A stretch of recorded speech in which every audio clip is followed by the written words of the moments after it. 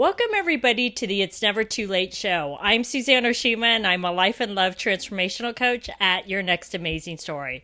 I'm so excited because we have a very special guest today, Lisa Campion, and she's a psychic counselor and Reiki master. And today we are talking about it's never too late to tap into your intuition to find love again. So welcome, Lisa. I'm so excited to have you here. Oh, thank you so much for having me on your show. I'm just so happy to be here with you today. I know. So, can you first share with the ladies what is a psychic counselor? Sure. Well, honestly, I think I made it up because I'm sort of doing things my own way, you know. But I've been working as a psychic for most of my life. I started when I was 19, doing psychic readings for people, and I've been doing it ever since. And a little while into that, I decided I wanted to learn counseling, you know, because I felt like I needed a little more help. I needed a little more skills and a little more tools to help people. So I combined psychic work, intuitive work with people, and counseling. And then I threw in about 20 years ago, learned some energy work, some Reiki, and threw that in there too. So I kind of work with people on all of those levels. Now, I personally know what Reiki is, but I know a lot of people don't know what Reiki is. So, can you explain what that is? Sure. Yeah. I think it's great. It's a gentle but powerful hands-on energy healing technique from Japan. And it moves energy through the body, sort of like acupuncture or any of those things that help us move our energy through our body. And I live in Boston, and there's Reiki in all of the big Boston City hospitals. If you go to the hospital here, there's Reiki people that will come in and work on you. So it's getting more popular, and you can find it around them. If you live in New York City, you're definitely going to find Reiki. Yeah, because most people that live in New York City need Reiki because Yeah. I found when I went in for treatments, it would just calm me. And I would Yeah. go in there like frantic and a little anxiety, and I would come out there like so zen. I was like, oh, no big deal. I feel Oh, great. so Um, glad you do it. yeah. So now let's talk about, because you were sharing with me before that a woman could really tap into her own intuition and psychic abilities to find love again. But before we jump into how a woman can do that, can you share with the ladies what the difference is between intuition and psychic abilities? Because I think women have a general idea, but they may not know exactly what that is. Sure, yeah, it's a great question. So, intuition is something that we all have as human beings, you know. Women have, I think, a little more, you know, when they talk about women's intuition. And intuition is like our own inner wisdom, our own knowing. And it's a combination of what's happening in our body, so how our body feels about things, what's happening in our emotions, you know, whether we are, what our emotional state is, or you might say, I have a good feeling or a bad feeling about it, right?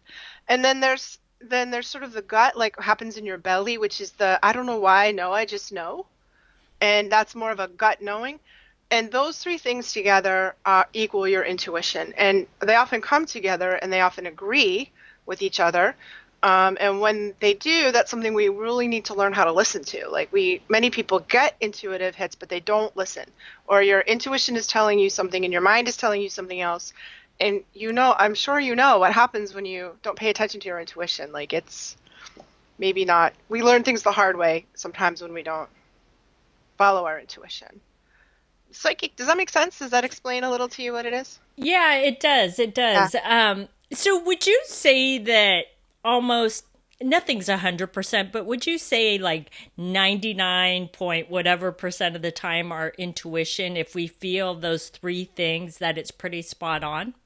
Yes, I would say that it's very spot on. And our intuition is interesting because it's the part of us that's the most connected to our soul, you know. So your soul, or you know, your higher self, whatever you want to call it, is always downloading information to you. It's always trying to guide you, to align you with your purpose or help you find your soulmate, you know. And it never speaks to your mind. Your mind gets in the way. Your mind is sort of a problem sometimes in these soulful conversations. So learning to listen to your intuition. Now, what happens, I think, is your intuition will take you away from what your mind tells you to do.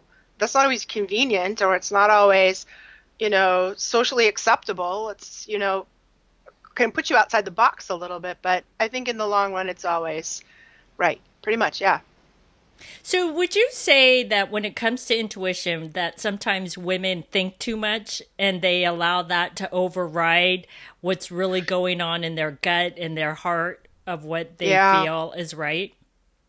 Exactly. I do. And especially probably the kind of, especially the kind of woman you and I are, we are really smart and go-getters, and you talked about this with me when I had you on my radio show, and you really nailed me. You got me like, okay, I'm a smart, achieving, successful woman who's trying to I'm an entrepreneur and all that stuff.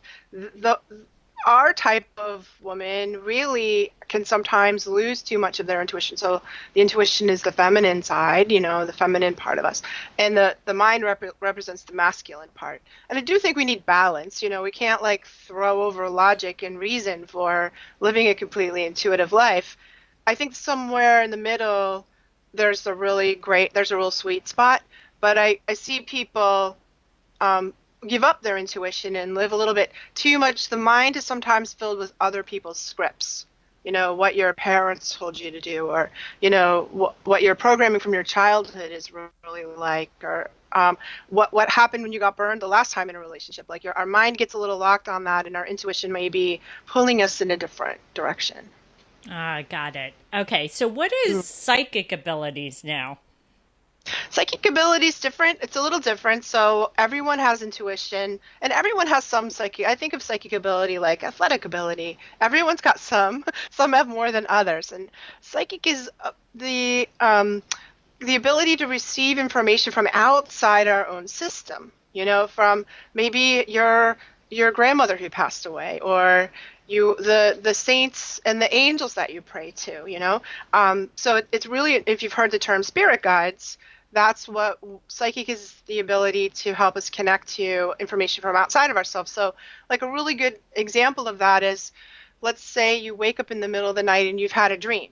You've had a dream that one time when I was much younger, I woke up in the middle of the night, and there was this voice ringing in my head that was clear as day. I felt like somebody was in the room talking to me, and it said, "You're going to get divorced now," and I didn't want that to be true because my kids were little, but it was so, and I was like, no, it can't be true. And I eventually, like a year later, it happened. And I feel like that was a voice of one of my guides, one of my angels, sort of preparing me for that, to happen. And then, one time when I met my another partner, I heard this voice, like I saw his face, and I heard this voice saying, "That's your new person."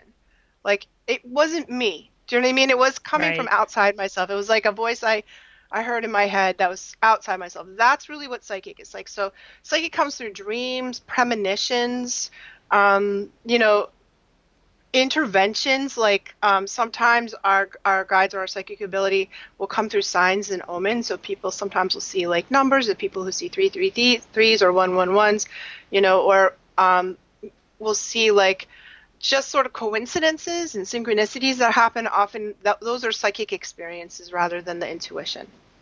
Does that make So, sense? yeah, it totally makes sense. So now I want to ask you something about that voice that you heard that said you're going to get divorced soon. Now, were you having problems in the marriage where it was almost like, oh, that came at the right time? Or was the marriage like totally fine and you were like, why is this quote unquote person telling me this, or this voice Yeah. telling me this? No, there was definitely some trouble going on there, and I'm the kind of person that I don't like surprises. Like I can sort of deal with things if I get foreknowing, or I can sort of see it coming, or I can kind of begin to wrap my head around it. And I really didn't want it to be true. Like my daughter was a year old, and then my sons were 3 and 5. So it wasn't what I wanted. It wasn't what I was hoping for. I think we were in marriage counseling, and we were working through it. But we were trying to work through it. But I do feel like that it was such a loud voice, woke me up like somebody shouting in my ear, and I knew it that it was true, even though, and then afterwards, like I don't want it to be true. Maybe it's not true, but in that moment, like I knew that it was. Now, You did know, you mention that voice to your ex-husband at the time?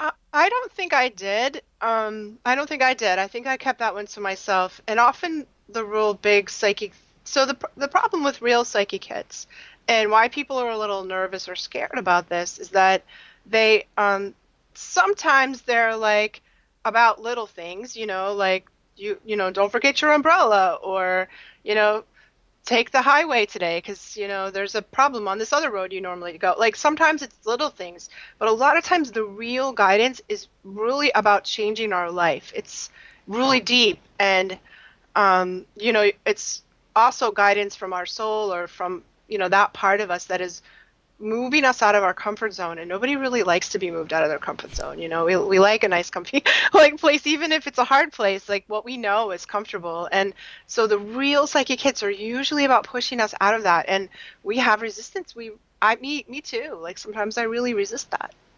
Right, right. Now, you also mentioned about the synchronicity in numbers. Like when we see the big one is everyone when we see 1111, right? Yeah. Or you mentioned the 333 or 444. What do all those numbers mean? Like I've heard the 1111, but quite honestly, every time I see it, I know it means something, but I don't know what it means. Yeah, I think it's tricky to answer that because I think it means something different for everybody. And they talk about angel numbers. There are books you can get on angel numbers. If you feel like you're a person that's connected to angels, you can look them up. 1111 is often considered the gateway. So what it means is you're standing on the edge of change. You're standing in the threshold between the old and the new. And I think when people notice those numbers, it means they're in the middle, they're at a crossroads in their life. They're going to change in some way. 333 is the angelic number, so it sort of means your angelic helpers are around you. And the other ones, like I hear about people who see numbers that are significant. It's their birthday, or it's the birthday of somebody who passed away, and they know when they see those numbers that it has a meaning to them. Right, right. Now, how can a woman use these abilities that she has, right? Whether it's in intuition or her psychic abilities. And like you said, everyone has a different degree of it, right? Yeah. How can she use that to find love again? I think, and we've talked about this, you and I before, where I've been single for so long and I've been on so many dates, and it's so curious to me to see how my own intuition comes up when I'm dating. And I think that what happens for me is that I go into a big argument inside my own head between my mind and the intuition.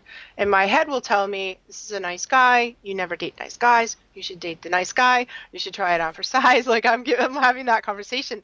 And for me, I have a very strong body response or an emotional response about a person that I think it can go either way. Like you might have a person that your mind is telling you isn't a good match, and your body wants that person, or your body, like, if you really learn to pay attention to, I know my body never lies.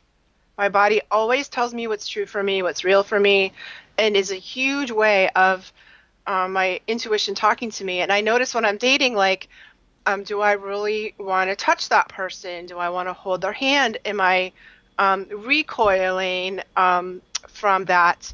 I think I once, like, ran out of a restaurant because some guy, we were standing in the foyer of the restaurant leaving, and he tried to kiss me, and I was like, no. Like my body was just a big no to that kiss, and I literally like ran out of. It was kind of embarrassing actually, but it turned out later, like I let my mind override that, and it turned out later my body was right all along. I would have saved myself a lot of trouble if I had listened to that in the first place. So I think how do we really feel when we're around that person? Are we getting a yes or a no? Like a lot of times, I think when we're dating, we get sort of green lights, yellow lights, and red lights, and that our intuition is feeding us the answers to that, because your mind will give you a different answer. Right, right. And if it's a green light, you go forward. If it's a yellow light, you just need more information. You need to spend more time with that person. And if you're in the yellow light, you'll either go to green or red. And if it's a red light and it's really strong, your body, your knowing, and your feelings are all telling you something. I think honoring it sort of can really help us avoid mistakes when we're dating and when we're in relationships. So what does it feel like? Like you talked I liked how you used the red light, yellow light, and the green light. And I get the sign for the red light, right? But when it's a yellow light, I think that's the sign that's so confusing for people because all too often women will say, yeah, he was okay. I mean, there wasn't anything wrong with him, but I don't know. I don't know if I want to go out on a second date. So, what is it that is really holding her back? You said she just needs more information?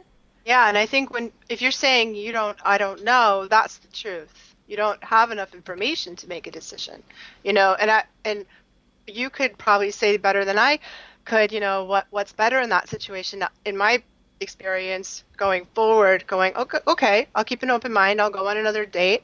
We'll see how it is until I feel it's either a yes or a no. And I don't know. Sometimes we need more information before we can really decide, whether that person's in alignment with us or not. So I think an I don't know is a yellow light. If those words come out of your mouth, that's a yellow light, and you could get more information and move forward. Okay. So now let's say it's the opposite. Let's say it's a green light, like super green, where there's so much chemistry and attraction, and you're like, I want to touch him. I don't, get repulsed from him and pull back. And I feel a real intimate connection, both in mind, body, and spirit. But can that sometimes throw you off when there's so much chemistry and attraction that he could still not be a good man for you? Yeah, I think so. I think for sure. And I talk a lot about what soulmates are, because soulmates, people come to psychics to find out about soulmates. It's sort of a hot topic these days. Everyone wants to know who their twin flame is and who their soulmate is. And from a psychic perspective, looking at how our contracts are with people. So a soul contract is when we're up there in heaven or soul world or whatever you want to call it. We make agreements with each other to be in relationships, specific kinds of relationships, to learn specific lessons. So most of the biggest, your parents, your siblings, your spouses, your children, those are kind of our soulmates. And we can have an agreement with a soulmate that is meant to teach us something. Like we wish that soulmate meant we're going to have a happy ever after with that person. And oftentimes with a super hot chemistry, soulmates, what it's really about is about learning harder lessons. Learning, those people come to spark incredible transformation and growth in us. And sometimes they do it in a very adversarial way. Like we need to set the relationship that I had like that was a person that who really taught me how to say no and set boundaries and advocate for myself, and it was a very hot chemistry. So I call these sort of in your face or face to face soulmates, because they get in your face and they bring up all your stuff. And I learned more in that relationship than I did probably in anyone. It was very short. It was only 8 months, and super intense chemistry. And I came out at the other end of that a changed person. Now, it didn't in a good way. And it was very painful, but I grew, But it didn't have a happy ever after. So sometimes we have so I don't see that as a mistake or, a failure, relationship failure. I don't think there are actually relationship failures. I think it's all research. And we just we learn and grow as we go, Right. And so sometimes the more we need to make sure we have companion energy or compatibility energy with people. And those are, I call them shoulder to shoulder soulmates. It's like you're facing the world together, holding hands. You're on a mission together. Like I think of like two horses like hooked to the same wagon, and you're raising your family, or you're running your business, or you have a life partner. And sometimes there's less chemistry in those relationships and more compatibility. And I don't know, I think probably we experience some of both of those relationships in our life, because they're very different and they help us grow in different ways. Now, those sparky hot ones, maybe their purpose, or the way that I see it, isn't the happy ever after, even though we want it to be. Right, right. Now, so what I'm hearing you say then, because I get this question a lot, is, do we have more than one soulmate in life? And based on what you said, we do. Yes. it would be so sad if you only had one and he died tragically when he was 12 years old. What would you do? What you'd be, you'd be alone, So we have actually a soul family, a soul group. And I think I would say the people that you can't get rid of even if you wanted to, those are like the inner circle. Those are our mates, our children, our siblings, our parents, and the super close people. And then we have it's like a spiral or like rings. And because we need different things, and because also we have choice. So this is a free will world, and those contracts get arranged up there, but when you come down here, we have to choose and they have to choose. And sometimes our personalities get scared or choose things happen, just a crazy random world down here, so things happen. And if both people don't choose, then you need another candidate. Your spirit guides will scramble around and bring forth another candidate for you, and I think there's a really painful kind of loss or grief that happens with a broken contract. So sometimes people that are like absolutely inconsolable about the loss of a relationship, it's a broken contract. Can you Sometimes, we get over it and I'm like, okay, that sucked, but I'm moving on. The ones where we can't get over it, even for years afterwards, that was like one person opted out of the contract, and that one's so hard to heal through that one. So, can you give examples of what you mean by contract? Sure. So a contract it's just soul contract is an agreement that we make with somebody before we incarnate. So when you're in heaven, you're floating around in heaven or soul world. I always called it soul world when I was a little kid.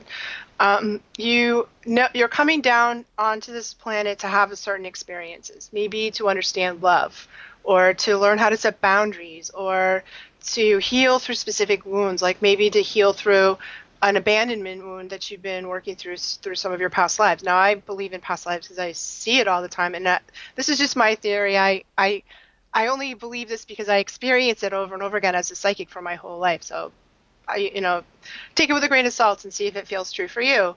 But what happens is we make those agreements that we make with other people, like, I made an agreement to be the mother of my children, and that's a contract. Or I made an agreement with my children's father to be married. We were married for 15 years, and I know that part of our agreement was having the kids. That was part of our agreement, and that another strong part of the agreement was the way that we handled our divorce was actually the most growthful and important part of the relationship. And because we handled it pretty well, both of us did. We have a nice post-marriage relationship. We've been divorced for longer than we were married, and we get along great. But I think, it wasn't for a happy ever after. It was for the children and a specific amount of time and what happened at the end. So I think that, movies and Disney and all these things have given us a very fantasy idea of what a soulmate relationship is, that there's some perfect other that's going to meet all your needs and fulfill everything about you and fix all the broken places. And, it's a very idealized fantasy version of, I'm not saying that people aren't happily married, because lots of people are, thank God. But I don't think we automatically get that in, the way that we see it in the movies. Right. So it's not like the fairy tales, right? No, really, it's not most of the time. Because I think that's the false sense that a lot of people have about soulmates is it's like, oh, this is going to be the most perfect relationship. We're going to connect on every level. Yes. And then, then like you said, when it doesn't work out, those are probably the hardest relationships to get over, is when you really thought this was your soulmate and you were going to spend the rest of your life with him, right? Exactly. Yeah, people really get, and I think now more than ever, especially in spiritual communities, there are people that are really, and I've seen some women throw away like a really great relationship because they didn't feel like that person was their soulmate, or they felt like their twin flame is out there somewhere, and maybe instead of working on the relationship that they had, they discarded it. And that makes me sad. I've seen it kind of frequently. So can Yeah. a relationship work with a man that you feel like you have an amazing connection with in mind, body, and soul, but you don't feel like he's your soulmate? Can a relationship still work? Yeah, I think so. And I think if that was the case, I would ask that person like, well, what do you think a soulmate is? And what do you think that would feel that what do you think it's supposed to feel like? Like what's missing for you? Is it a spiritual connection that's missing, or is it a physical connection is it the chemistry that's missing? Like what's missing in the relationship, and is that something that you can bring into the relationship if you work on the relationship? Is it something that you need to outsource? Because I don't think that we really get every single need we have met from one person. I just don't really know how that happens. And we may get like 80% of what we need from our spouse, but we need like a spiritual connection, so we go with our girlfriends to yoga class or meditation class, or that kind of thing. Like we how and that expectation that there's one person that meets all your needs. I just don't think that's something we that's like really realistic. I don't see that happen. People compromise, people negotiate, people work on things, they go to counseling, or they work on, and you get most of what you need, and then you outsource the rest. I don't know. What do you think about that? I think it depends. I think that every situation is different. What I always tell my clients too, and I think this is really important, is that you're never going to find someone who is number one 100% perfect, but that has every single thing that you're looking for. Right. If you do find that person that has 100% of what you're looking for, then you really hit the jackpot. But it's Yeah. very rare to find exactly what you're looking for. It's like Right, I a agree. needle in a haystack. So, what I always tell my clients is that you have to really think about what are your wants versus your needs, right? And the Mm. needs should be the most important things. Wants are nice to have and aren't absolutely necessary, but it's important to get clear on those things so that when you do meet certain men, is that you're not blinded by the chemistry and attraction, so you don't see whether he's good or bad for you, right? Some people Exactly. so I think with Yeah. chemistry and attraction, a lot of times people can get really blinded by that, and he could be the totally wrong man for you, but you're so blinded by that that you keep moving the relationship forward when it's going nowhere. Yeah, and for me, I don't know if every woman is like this, but for me, sometimes my attraction to a person grows when I get to know them over time. So, a person that, and I always liked meeting people kind of the old-fashioned way, which is not in a dating situation, but in another situation and getting to know them slowly over time. That has been like where most of my really good relationships have come from. And then all of a sudden, for me, when I know their personality, all of a sudden the chemistry sparks. And I think it can grow, and as people reveal who they really are and we get to know them. Right. So now, Lisa, what would you say to the woman that says, it's too late for me to find love, Lisa? It's really great what you said, but I still think it's too late. What would you say? Oh, I don't think it's ever too late. It's never too late. There are certain spiritual lessons and personhood lessons that just we only get in relationship. I think it's a really essential part of our growth and our needs, and what makes life fun and worthwhile. And you know, metaphysicians and philosophers and all of have said the world is made out of love, like the universe is made out of love, and we are here to experience love, to really experience love. That's why we incarnate. That's why we come onto this planet. When you're in heaven, you have like the concept of love, but if you want to have the experience of love, you got to come down here and have a body and relate to people. And we always need that. Some of our most incredibly powerful transformative experiences come through relationship. We're not meant to be alone. We're not meant to be here without that. So absolutely, I think it's never too late. Oh, I love that. So, Lisa, this has been amazing. So, can you share with the ladies how they can find you? Sure. Come to my website, lisacampion.com. I would love to see you there. I have a lot of free resources. Right now, I have a free gift that when you go there, that's a guide to help sensitive people, empathic people learn how to manage their sensitivity. And being a sensitive and empath in the dating world is so hard.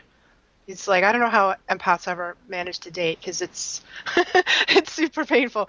But that's what's there today. And I'd love to have you stop by and visit me, lisacampion.com. Awesome. So ladies, go get that if you're, especially if you're an empath, because I know as an empath myself, I know what Lisa's talking about. And if you don't know what an empath is, Lisa, how can they find out if they are truly an empath? Like, I know there's tests online, but do you have a way?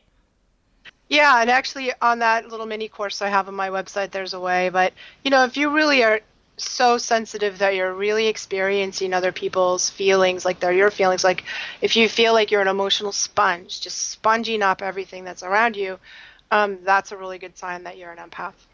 Right. All right. So, Yeah. ladies, go get Lisa's free gifts. So, thanks everybody for joining us on the It's Never Too Late show. Our show is available both in audio format and video format, which can be found at yournextamazingstory.com.